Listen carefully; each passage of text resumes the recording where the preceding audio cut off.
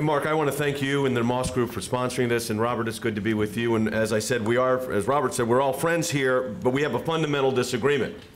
And I'm going to disagree very strongly on this point. The idea that you would have candidates' positions basically become irrelevant and that we adopt a doctrinal faith statement as to who the President of the United States is, I think can be very dangerous. Now, you put up as an example a Mitt Romney against Kay Bailey Hutchinson. Not really likely, both Republicans, so not likely, I'm just talking from a political sense. Let's give a more realistic example of the situation. Senator Obama wins the 2008 election. He is running for re-election in 2012, and the leader of the ticket for the Republican Party who accepts the nomination in 2012 in the summer is, in fact, Mitt Romney. And you said in Mitt Romney's case, he is pro-life, he's conservative on fiscal issues, he understands the jihadist threat.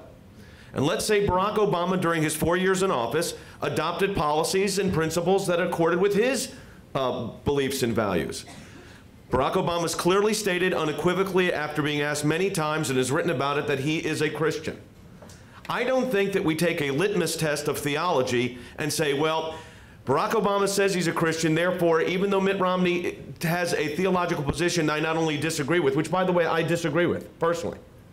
I do not agree with Mormon theology at all. I will not defend it.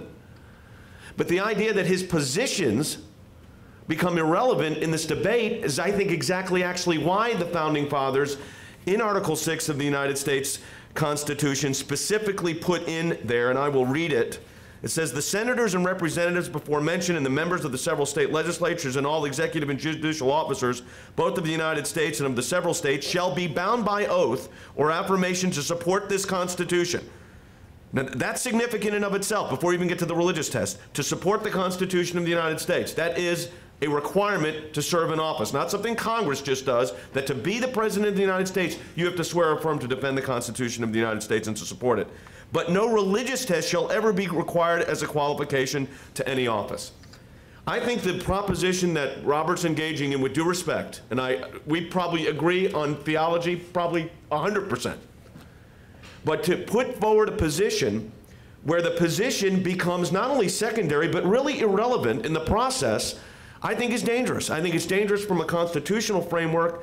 I think it's dangerous, of course, on the social issues and the policy issues. I think it's dangerous for the position where the Supreme Court of the United States would be, if that's an issue that you're concerned with, which I tend to be concerned with that issue for, I will say, as Mark's giving disclaimers, for very biased reasons. I'm concerned about the direction of the Supreme Court because we do so much work there.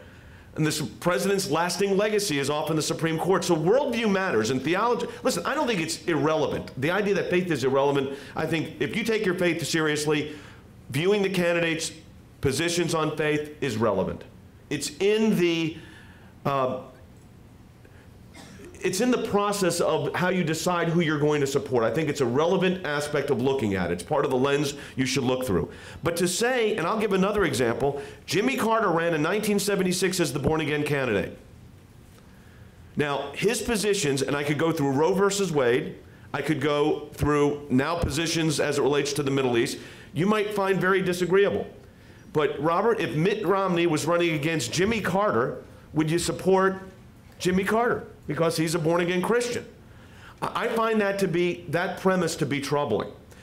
In the list, and I also see this in the list, again, and I'm not supporting a theological position here, but when everybody gives a list of the religious groups, if they were Hindu or Buddhist or Muslim, you know, you shouldn't feel the same way. That's many pastors of goodwill are saying this. I understand that.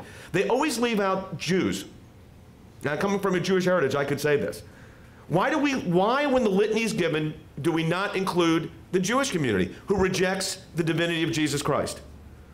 Well, the answer sometimes is, well, they share the same Judeo-Christian heritage, or they share the same belief in God as Father.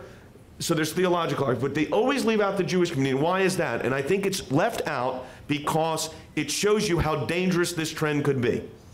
If we have as a predicate, as the fundamental basis point in a discussion about the presidency of the United States, whose position they support based strictly on theology is dangerous. It's easy to say Kay Bailey Hutchinson and Mitt Romney. You can make, arguments here, both visibly conservative. Now, on the social issues, not the same as Robert was honest to say.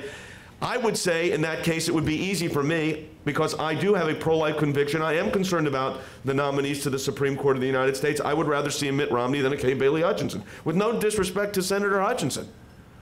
And I would say the same thing is true with Governor Huckabee. I like Mike Huckabee. But Mike Huckabee's positions on a variety of issues for me personally were not something that I was comfortable with. Not that I disagreed with him philosophically, not that I didn't think he had the right to be, run for president of the United States, and he did a very effective job. But I looked at it as a position point. Positions matter. The lasting legacy of the president of the United States is not that they were, again with due respect, a member of First Baptist Dallas, or B'nai Israel down the street, or the Mormon Temple in Utah.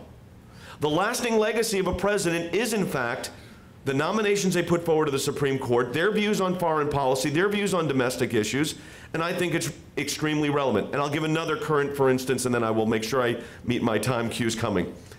Sarah Palin is now the vice presidential nominee of the Republican Party.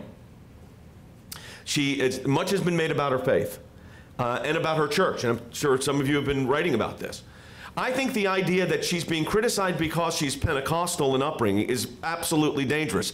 That's why we have no religious tests in the Constitution, no religious oath requirement, no specific religious doctrine have to be accepted before you serve. Now, I'm not going to say that it's irrelevant as to what she believes, but the idea that she'd be criticized for this, I think, is on the same vein of criticizing Mitt Romney because of his Mormonism. I understand the fundamental distrust of the evangelical church with Latter-day Saints. I understand it theologically. But if I have a candidate that's telling me, here are the kind of nominees that they're going to be to the Supreme Court, here's my position on Israel and the Middle East, here's my position on domestic, and as now talking about economic situations, I sure think that's relevant. More relevant than the denomination. And I'd rather have Mitt Romney, if he were the nominee, which he's not, than someone that shared my theology, but did not, in fact, have policies I wanted to see implemented. And I do think, and I know the comment you're referring to, we're electing a commander-in-chief, not a theologian-in-chief. Let me close with this. I actually think that statement's absolutely correct. We are not electing a theologian-in-chief.